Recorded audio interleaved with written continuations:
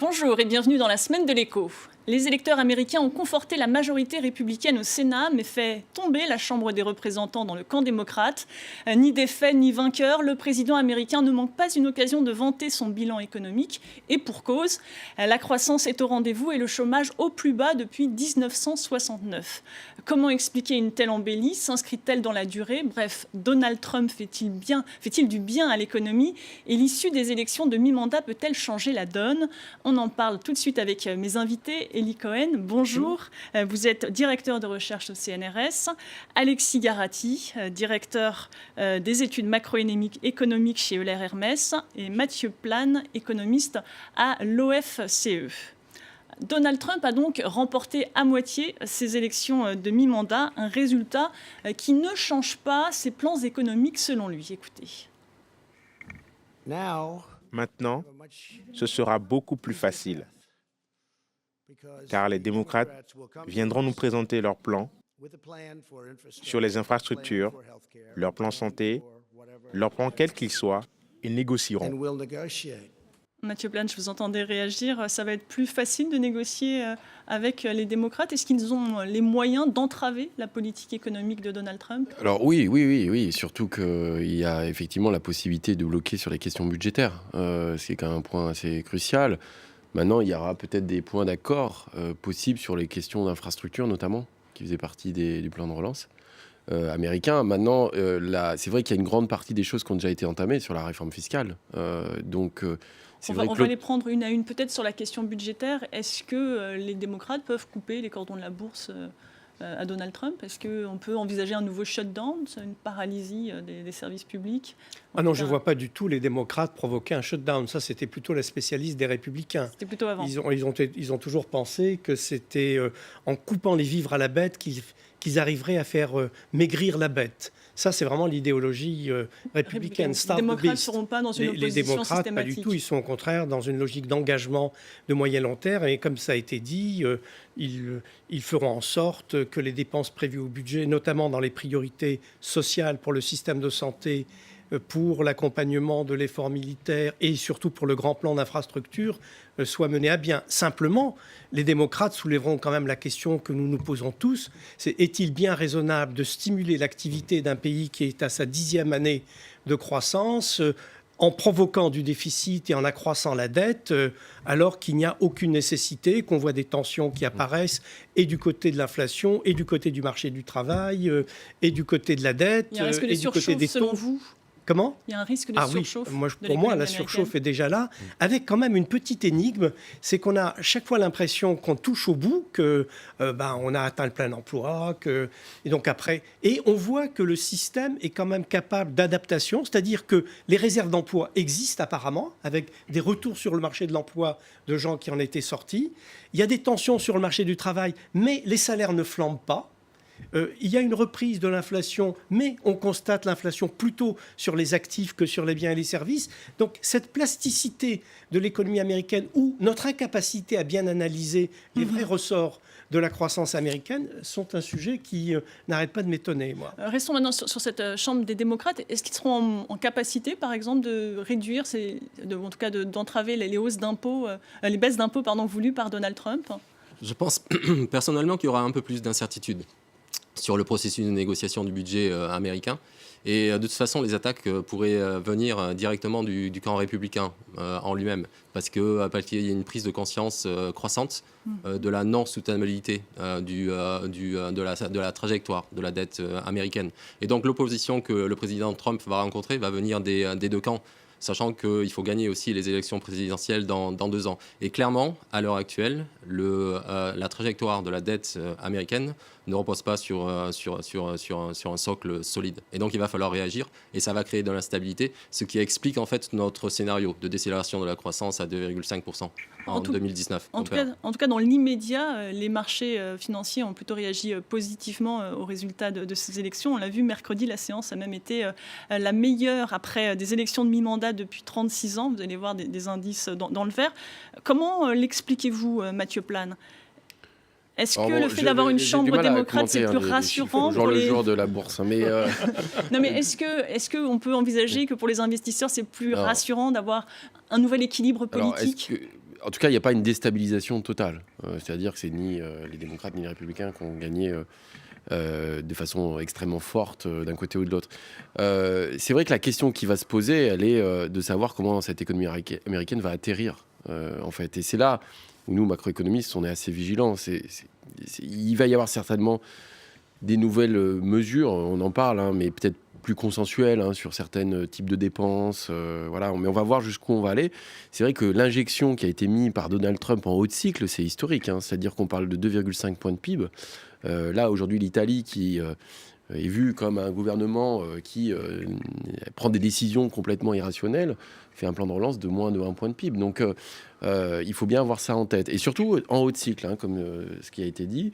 C'est-à-dire qu'aujourd'hui, les déficits publics sont quand même à 5,5 points, sachant qu'on a des excédents conjoncturels, c'est-à-dire qu'on est vraiment en haut de cycle, c'est-à-dire qu'on a des déficits structurels énormes et des déficits commerciaux très forts. Donc, c'est pas un risque de surchauffe, c'est qu'on est en surchauffe. C'est-à-dire que du coup, à un moment donné, quand on va arrêter d'alimenter la bête, justement, que va-t-il se passer ? On va avoir un retournement sur 2020, sachant que c'est une élection, une année d'élection. C'est est-ce que du coup, la politique de consolidation budgétaire qui devrait être faite va être faite à ce moment-là, juste avant les élections. Et donc, il risque d'y avoir un retournement de cycle extrêmement violent. Effectivement, le Fonds monétaire international anticipe même un ralentissement dès l'année prochaine, avec une croissance qui reviendrait à 2,5%. Est-ce que finalement, cette croissance américaine, elle est durable ? Il faut dire qu'on est dans une situation un peu folle. Je crois que le dernier trimestre, on était sur un rythme de croissance de 4%. Là, on voit, effectivement, regardez, on voit les chiffres 2016 à 2019. Non, mais par trimestre. Moi, j'ai raisonné annuel, par trimestre. En glissement annuel, on était à 4% de croissance. Oui. Donc, c'est absolument faramineux. Et ça faisait 2 trimestres qu'on était à un rythme de 4%. Donc, on décélère un peu. C'est dans l'ordre des choses.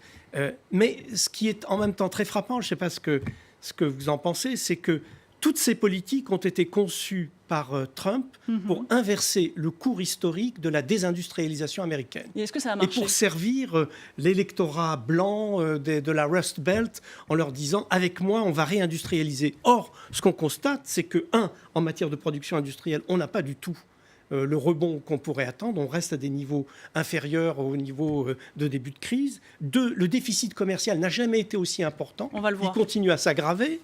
3, bien entendu, sur le très court terme, on ne peut pas voir de relocalisation industrielle. Mais par contre, ce qu'on voit, c'est une désorganisation des chaînes de valeur, notamment dans le domaine de l'automobile, où on voit des industriels qui s'interrogent gravement sur le point de savoir où investir.